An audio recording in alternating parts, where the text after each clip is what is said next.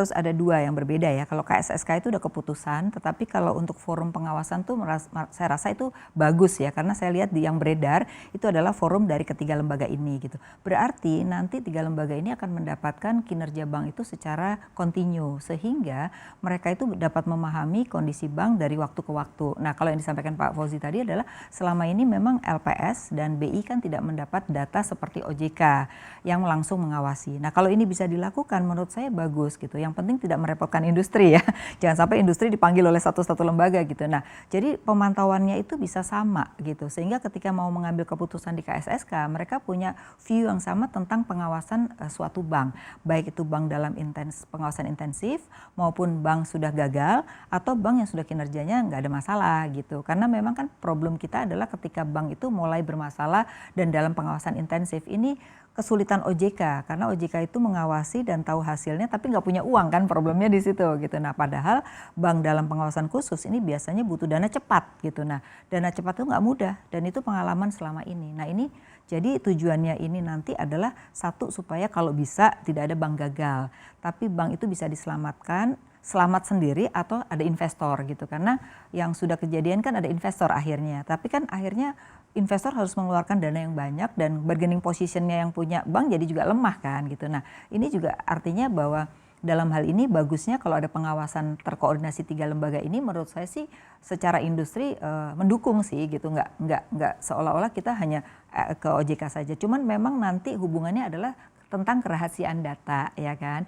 karena selama ini kan yang bisa dilihat tuh hanya data kredit ya melalui SLIC. Tapi untuk dana masyarakat kan belum bisa. Nah mungkin ini juga perlu diatur bagaimana supaya jangan sampai nanti melibatkan undang-undang kerahasiaan terkait dengan data masyarakat yang ada di bank. Itu juga mungkin perlu dipertimbangkan. Artinya harus diperkuat lagi untuk undang-undang kerahasiaan data Betul, ini. betul. Artinya gini, undang-undang kerahasiaan ini seperti apa nanti dalam pengawasan ini. Karena jangan sampai orang malah menganggap wah dengan pengawasan tiga lembaga ini orang makin takut gitu. Nah ini yang saya rasa perlu dipikirkan oleh pemerintah.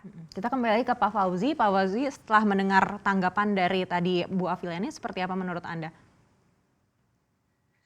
Ya, pada akhirnya yang penting itu adalah kesepakatan bersama kapan suatu bank itu gagal. Kapan misalnya CAR-nya, capital adequacy ratio-nya itu di bawah 4%. Ya, artinya harus ada kesepakatan bersama bahwa memang nilai asetnya itu sudah terpuruk. Sebelum bank tersebut gagal, itu masih di ranahnya OJK. Itu masih di ranahnya penyelamatan bank itu tersebut oleh investor. Ya, investor yang di-encourage, didorong oleh OJK.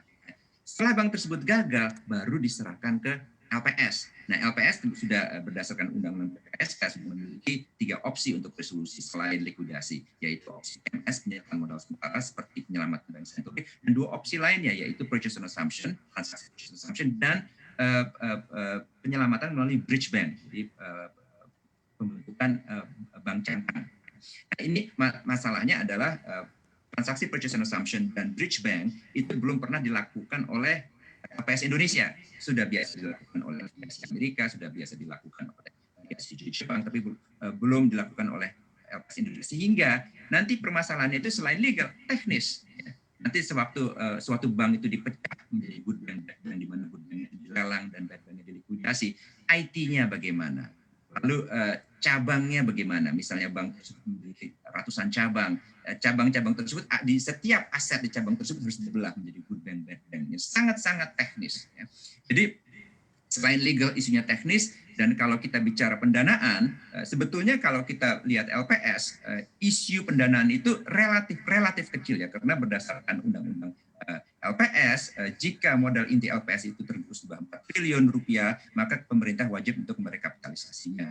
Di situ juga dinyatakan bahwa LPS bisa minjem uang dari Kementerian Keuangan, dan dengan adanya undang-undang PPKSK, LPS bisa menerbitkan obligasi dan tingkat risiko LPS sudah di rate AAA. Jadi dari sisi pendanaan likuiditas, ya, LPS relatif oke, ya, karena gimana pun juga balance sheet aset LPS ini ketiga terbesar di Asia Pasifik setelah LPS dan LPS-nya Korea. Isunya nantinya adalah teknis dan legal.